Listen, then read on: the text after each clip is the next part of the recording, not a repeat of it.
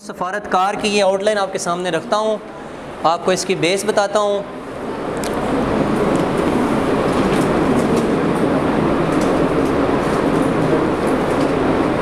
आप सल्लल्लाहु अलैहि वसल्लम बतौर सफारतकार एज अ डिप्लोमेट, तारुफ इसमें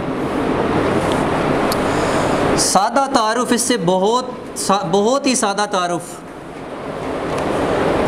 War in Islam is the last option, last, not the first, किसी भी काम में। और आप शुरू के अय्याम को भी ले सकते हैं। आप सल्लल्लाहु अलैहि वसल्लम की ज़ात अक़दस ने 40 साल गुजारे हैं मक्का में, बड़े ख़ानदान से ताल्लुक़ रखते हैं, उसके बावजूद एग्जर्ट नहीं किया कभी कि कहा हो कि ये लाजमी ऐसे करना है, इस तरह करना है। कई इसमें क्रिटिकल क्वेश्चंस हैं, उसको मैं इंशाल्लाह लूँगा आपके साथ, उसको डिस्कस भी करेंगे। तो लेकिन शुरू की आप देखें, आप सल्लल्लाहु अलैहि वसल्लम ने दावत इस्लाम देते हैं, लोग नहीं आते, आपने तलवार नहीं उठाई। साल गुजरता है, 2 साल गुजरते हैं, और फिर क्या है कि इतने बड़े कुरैश के ख़ानदान से ताल्लुक़ रखने वाला आदमी, इतने लोग जो साथ आ रहे हैं, उनको ये सबक नहीं दिया अभी इनके साथ लड़ गुजरो। क्या किया? हिजरत की, और फिर जाके जो है दूसरे शहर में जाके वहाँ पे उरूज, और फिर उसमें से वापसी। आपने अब ये मैं समझाने के लिए कह रहा हूँ, तारफ़ वो तरतीब यही रहेगी। आपने ना समझने के लिए ना सफारतकारी वाले मौजू को बहुत सादा सा तरीका है, तरतीब रखनी है। एक आप सल्लल्लाहु अलैहि वसल्लम की मक्की ज़िंदगी, आप सल्लल्लाहु अलैहि वसल्लम की मदनी ज़िंदगी, 2 हिस्सों में तकसीम करना है। मौजू को समझने के लिए इजी हो जाएगा। लोगों को ना वो रिवायात फिर याद नहीं ना रहती कि पहले शुरू में क्या आ रही है, लास्ट पे क्या आ जाएगी। तो इसका आसान तरीक़ाकार ये है, बेसिक मेथड ये है कि आप इसको इन टर्म्स और फेजेस में याद रखें। आ जाते हैं शुरू में, मक्की ज़िंदगी में आ जाते हैं। बचपन वाले वाक़यात इंशाल्लाह उठा के लाएंगे और आपका क्वेश्चन बन जाएगा। सबसे पहला कौन सा वाक़या? हिजर अस्वद पे झगड़ा हो जाता है। क्या झगड़ा होता है? बे कौन सा कबीला इसको नस्ब करेगा? हिजर अस्वद को नस्ब करना, हिजर अस्वद की तनसीब आप कह सकते हैं, इंस्टॉल करना, उसको इंस्टॉलेशन। झगड़ा हो जाता है। आप सल्लल्लाहु अलैहि वसल्लम क्या फ़ैसला देते हैं? आप सल्लल्लाहु अलैहि वसल्लम फरमाते हैं कि जो सबसे पहले सुबह पहुंचेगा इस जगह पे, वो इसको इंस्टॉल करेगा। आप सल्लल्लाहु अलैहि वसल्लम ख़ुद पहुंचते हैं, और ख़ुद पहुंचकर क्या करते हैं? वे पत्थर उठा के कहते हैं मैं इंस्टॉल कर देता हूँ। नहीं, सारे कबीलों को बुलाते हैं, और जो मेजर कबाइल हैं उनमें से कहते हैं कि चादर के कोने वो पकड़ लें, चादर को पकड़ लें, उसके ऊपर हिजर अस्वद को रख लें। वो रख के जहाँ रखना है जाके वहाँ पे अपने हाथ से फिर उसको उठा के वहाँ लगा देते हैं। सफारतकारी बेसिकली क्या होती है? डिप्लोमेसी की डेफिनेशन सादा सी ये है, solving problems, are doing something, are acting in something through negotiations, not through weapons, not physical actions. ये सफारतकारी है। तो आप सल्लल्लाहु अलैहि वसल्लम ने देखें कैसा एक खूबसूरत हल कि हिजर अस्वद की तनसीब हो रही है, और आप सल्लल्लाहु, ये मक्की ज़िंदगी में से पहला वाक़या है हिजर अस्वद वाला। दूसरे नंबर पे आपको एक याद होगा, खल्फुल फजूल जिसको कहते हैं, वो एक मुआहदा था। वो क्या हुआ था उसको मैं लिख देता हूँ। अरबी का वर्ड है ना, तो इस वजह से ऐसे वो वर्ड है। तो इसमें भला क्या हुआ था कि एक ताजिर आए हुए थे बाहर से मक्का में, उनका माल किसी ने छीन लिया था, और आप सल्लल्लाहु अलैहि वसल्लम ने लोगों को जमा किया, और उसमें क्योंकि वो फ़ज़ल नाम के लोग ज़्यादा थे, तो उसका नाम फ़ज़ल से फ़जूल जो है उस तरह वो बन गया। तो उनको इकट्ठा करके भला क्या प्रिंसिपल बनाया कि इन लोगों के साथ लड़ा जाए? नहीं, उन्होंने कहा कल को हमने भी ट्रेड करने जाना है वहाँ, तो हमारे से भी लोग हमारे लोगों से माल छीन लेंगे, तो हम उनसे कैसे वापस लेंगे? ये कौन सा है, इनका नाम भी मैं बता देता हूँ आपको। ये जो लोग थे, अब्दुल्ला बिन आतमी जो है उसके मकाम पे जमा हुए थे, और उसमें जो बंदा था आस बिन वाइल थे, जिनका सामान था और उनका हक रोक लिया गया था, उनको अमाउंट नहीं मिल रही थी, ना सामान वापस मिल रहा था ना अमाउंट मिल रही थी। तो आप सल्लल्लाहु अलैहि वसल्लम ने लोगों को इकट्ठ करके जो थे अब्दुल्ला बिन जद आतमी जो है उनके मकान पे जमा होकर एक मीटिंग की। उसमें आप सल्लल्लाहु अलैहि वसल्लम ने ये उसूल रखा कि इनसे सामान लेके इनको वापस दे दिया जाए ताकि ये ट्रेड प्रिंसिपल बन जाए। मक्का जो था that was the hub of trade, hub of commerce. तो बाहर से अगर कोई आता था तो एक गुड जेस्चर के लिए लोगों को इकट्ठा करके वहाँ पे इसका ये सलूशन जो है ये निकाला गया। इसके बाद आ जाएँ शाबाश आप लिखते जाएँ। मैं अगर लिखने में जाऊँगा तो ज़्यादा वक्त जो है वो सर्फ होगा और आपको ये सारे वाक़यात ख़ुद मालूम है, बदरजा आतम आपको मालूम है। हिजरत हबशा लिखें, हिजरत हबशा अव्वल, हिजरत हबशा दोम, ये दो हेडिंग्स अलग अलग बनेंगे। पहला अव्वल लिखें। अव्वल जो हिजरत हबशा है, आप सल्लल्लाहु अलैहि वसल्लम ने जब अल-ऐलान तबलीग शुरू की तो लोग आपकी जान के दर पे हुए, लड़ाई की बात शुरू हो गई।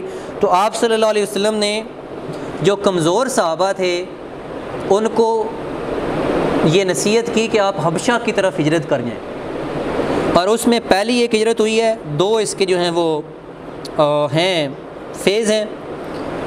अच्छा आप देखिए, मैं जो बात आपसे कर रहा था मैं दोबारा उसी बात पे आ जाऊँ कि एक होता है इवेंट, एक होता है सिग्निफिकेंस ऑफ इवेंट।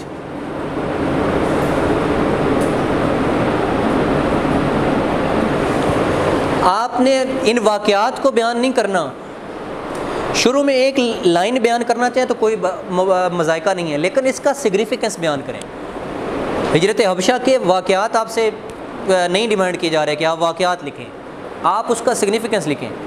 क्या सफारतकारी की ये मिसाल नहीं है भी आप लोगों को कह रहे हैं कि आप हिजरत कर जाएं, आप चले जाएं यहाँ से, बजाय इसके कि यहाँ पे। उसका मसला बेसिकली क्या था कि जब वो वहाँ रहते वो लोग कमज़ोर थे, दूसरे लोग उनसे जाबिर थे, लड़ाई होती, खून रेजी होती, आपने उससे जो है उनको महफूज रखने के लिए आपने नसीहत की कि आप हिजरत कर जाएँ। दूसरी हिजरत होती है, उसमें तो बहुत बड़ी कामयाबी भी मिलती है। आपको पता है हिजरत हबशा दोम में कौन थे जो उसके सरबराह थे और जिन्होंने जाके वहाँ पे बाकायदा तकरीर भी की थी और तिलावत भी की थी, जिससे इंस्पायर होके जो हिजरत हबशा जो हबशा के जो हुक्मरान थे, नाम क्या था उनका, नजाशी। ये जो ऑब्जेक्टिव्स बनते हैं वो इस तरह बनते हैं इस्लामियात के। और तिलावत किस सूरत की हुई थी? सूरह मरियम की। और जाफ़र बिन तैयार जो हैं उन्होंने तिलावत की थी और वहाँ पे जनाब ये सारा वफ्द गया और ये हिजरत हबशा दोम है। नेक्स्ट आ जाए, आप सबको वाक़यात याद हैं, उसमें से एक वाक़या सफ़र ताइफ़। आप सल्लल्लाहु अलैहि वसल्लम जब मक्का में लोग रिस्पॉन्स नहीं कर रहे थे तो उस वक्त आप क्या करते हैं कि आप सल्लल्लाहु अलैहि वसल्लम ने ये प्रेफर किया कि आप जो है वो ताइफ़ की तरफ सफ़र करें। ताइफ़ काफ़ी सफ़र है मक्का से, तो वहाँ जाके लोगों को तबलीग करें। लेकिन उसका रिज़ल्ट क्या हुआ कि वहाँ पे ओबाश बंदे पीछे लग गए और वो जनाब आप सल्लल्लाहु अलैहि वसल्लम पे इतना जुल्म किया गया। लेकिन आपका उसका रिस्पॉन्स क्या दिया? असल बात उस रिस्पॉन्स पे है। फ़रिश्ते अल्लाह ताला के आते हैं और कहते हैं कि आप हुक्म करें तो इन बस्तियों को, पहाड़ों को मिला दें, हम इन लोगों को गर्क कर दें। लेकिन आप सल्लल्लाहु अलैहि वसल्लम क्या फरमाते हैं, और उस बात का मैं रिज़ल्ट आपको हिस्ट्री में बताने वाला हूँ। अभी आप सल्लल्लाहु अलैहि वसल्लम क्या फरमाते हैं कि इनको समझ नहीं है, शायद इनकी नस्लें जो हैं, शायद इनकी जो औलादें जो हैं वो इस्लाम पे ईमान ले आएँ, इस्लाम पे मर मिटने वाले बन जाएँ। और उनमें से कौन पैदा हुए थे? ताइफ़ का जिनका शजरा नसब था, ताइफ़ से मिलता था, सुल्तान सलाहुद्दीन अयूबी। उस बात का सिग्निफिकेंस देखें कि बात कहाँ हो रही है और उसका रिज़ल्ट कहाँ आ रहा है। ये होती है नबी की बात, कि नबी की बात को अल्लाह ताला ज़मीन पर नहीं गिरने देता। वो जहाँ बात गई वो बस गई। तो और हिस्ट्री में फिर बंदे को पता चलता रहता है। ताइफ़ जो है मक्का से 60 मील के फासले पे है। ये भी इस तरह के सवाल। और आपके साथ जो ग़ुलाम थे उनका नाम क्या था? हज़रत ज़ैद बिन हारिस। इसके बाद आ जाएँ बैत उक़बा। बहुत इम्पोर्टेंट दो इवेंट हैं। शाबाश। नेक्स्ट हेडिंग लिखें, मक्की ज़िंदगी की हम बात कर रहे हैं। बैत उक़बा, बैत का मतलब समझते हैं ना, लफ्ज़ किस तरह लिखेंगे?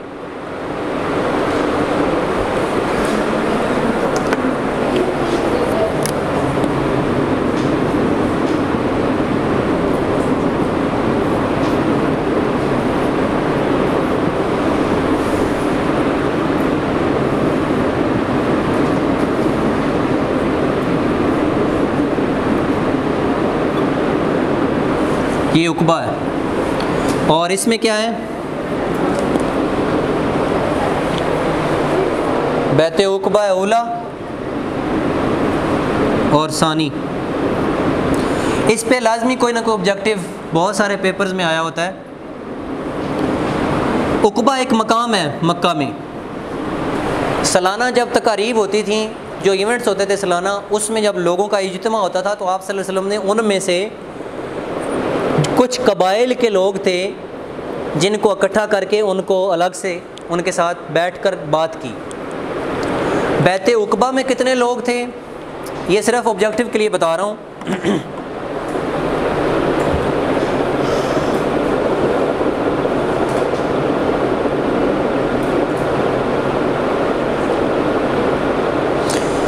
बैत सानिया जो है ना, इसका तो बड़ा एक ऑथेंटिक है पॉइंट ऑफ व्यू कि इसमें 75 लोग थे, 73 मर्द थे और 2 औरतें थीं। और जो बैत उक़बा औला है इसमें थोड़ा सा इख्तिलाफ है। बहरहाल इसमें तादाद एग्जैक्ट अभी यहाँ पे मौजूद नहीं है। कम लोग थे, 12 लोग थे या 10 लोग थे तकरीबन, इसका मुख्तलिफ रवायात के हवाले से। अच्छा, बैत उक़बा औला के प्रिंसिपल ज़रा सुने, बड़े इंटरेस्टिंग है कि इस्लाम को किस तरह सादा करके बयान किया जा रहा है। आप सल्लल्लाहु अलैहि वसल्लम ने एक चंद अपनी सफ़ारतकाली की आला मिसाल जो है वो क्या दी है? आपने चंद चीज़ें सामने रखी। क्या? नंबर 1, शिरक नहीं करेंगे, अल्लाह की इबादत करेंगे। बहुत सादा सा बेसिक उसूल, पूरे इस्लाम के सारे उसूलों पे हावी। दूसरे नंबर पे चोरी नहीं करेंगे। तीसरे नंबर पे ज़िना नहीं करेंगे। चौथे नंबर पे औलाद को कत्ल नहीं करेंगे। पाँचवें नंबर पर तोहमत नहीं लगाएंगे। छठे नंबर पे जो अल्लाह के हबीब फरमाएंगे उसकी इताअत की जाएगी, आप सल्लल्लाहु अलैहि वसल्लम की इताअत की जाएगी। तो ये 6 उसूल आपने बैत उक़बा में दिए। असल में पता क्या था, जो मज़हब की प्रैक्टिसेस थी वो हो चुकी थी बहुत ज़्यादा करप्ट। आजकल हम भी मज़हब के हवाले से जो करप्शन है वो जारी है। करप्शन सिर्फ पैसे रुपए में नहीं होती, हर आइडियाज़ में भी करप्शन होती है। तो उस वक्त भी बड़ा लोगों ने कम्प्लिकेट कर लिया हुआ था और लोगों को बेसिकली इस्लाम में अट्रैक्शन क्या नज़र आई कि यार इतने सादा सादा उसूल समझ आ रहे हैं, और अब भी ज़्यादा ही हैं, कम्प्लिकेट ज़्यादा हमने किया हुआ है कि ये उसूल हैं, ये इबादत हैं। इसमें हम फिर सवाल ख़ुद पूछ के ना उसके अंदर से ख़ुद कई चीज़ों को मुश्किल करते हैं। तो ये 6 उसूल आपने बयान किए, उनको बड़ा ही अट्रैक्टिव लगा वो मैसेज। और अगली मरतबा 75 लोगों ने, पहले 12 से 15 की रिवायत है, दूसरे में 75 लोगों ने विज़िट किया और उसमें आप सल्लल्लाहु अलैहि वसल्लम ने उनको मज़ीद दावत दी। और फिर उसमें औस और खज़रज के ज़्यादा लोग थे जो मदीने के बड़े कबीले थे 2। उन्होंने फिर आप सल्लल्लाहु अलैहि वसल्लम को क्या अर्ज़ की कि आप मदीने तशरीफ़ लें। बेसिकली वाला काम क्या हुआ था? बेसिकली काम जो हुआ था, इसमें से मैं ज़रा एक मोहब्बत के लिए एक चीज़ बयान करता जाऊँ। जो यहूद थे ना, क्योंकि किताबों में आप सल्लल्लाहु अलैहि वसल्लम का तज़किरा मौजूद था और जो ताबूत सकीना जिसको कहते हैं, जो मतलब एक अंबिया की जिसमें जो थी ना वो सारी जो मतलब अंबिया की निशानियां थी ना वो उसमें थी। तो वो संदूक उन्होंने एक महफूज रखा हुआ था, किताबों में ज़िक्र था। तो यहूद तैयार थे कि जैसे ही वो नबी जो हैं वो ऐलान करें नबूवत का, वो जनाब इजहार करें तो हम उनके कायल हो जाएंगे। लेकिन उनको किस चीज़ ने बात रखा? पहले वही संदूक उठा के अपने सर पे उसी के वसीले से दुआएं मांगते थे अल्लाह ताला से। लेकिन जब आपने ऐलान किया तो ख़ुद ही इनकारी हो गुजरे। क्या वजह बना? उनके अंदर जो अकड़ थी ना कि भाई ये हमारा इल्म और ये, तो उसने उनको बाज रखा। और औस और खजरज को मालूम हो गया था कि ये नबी हैं जिनका जिक्र हो रहा है और इन्होंने हमसे लेनी है सबकत, तो क्यों ना हम पहले इनके हो जाएं। तो जो उस बारगाह में आया जो हो गया, जब तक बिके न थे पूछता न था कोई, तुमने ख़रीद कर हमें अनमोल कर दिया। तो वो जनाब फिर आ गए और फिर वही हुआ, मदीना सबकत ले गया, जो यसरब था वो मदीना बन गया। और आप सल्लल्लाहु अलैहि वसल्लम तशरीफ़ ले जाते हैं, तलाल बदरों के अलैना के नग़मे गाती हैं बच्चियाँ, और जनाब आप वहाँ चले जाते हैं और पूरा जनाब हिजरत का एक समा है। और फिर आप फ़तह के साथ, फ़तह याबी के साथ मक्का में दोबारा आते हैं। फिर वो लोग ईमान तो ले आए, बहुत सारे लोग फ़तह मक्का पे ईमान लाए थे, लेकिन जो वो बात थी ना कि जिन्होंने इस्लाम के उस पर एक टर्म यूज़ करते हैं साबिकून अल अव्वलून, तो वो जनाब जो अव्वलीन जो लोग थे उनकी फिर वो क्या ही कहने हैं कि उनके हवाले से। तो इसके बाद इट्सेल्फ दरमियान में जो मक्की और मदनी ज़िंदगी में एक टर्मिनल इवेंट है वो है हिजरत। कौन सी? हिजरत मदीना। सफारतकारी की इससे क्या मिसाल होगी कि आप सल्लल्लाहु अलैहि वसल्लम हिजरत कर जाते हैं।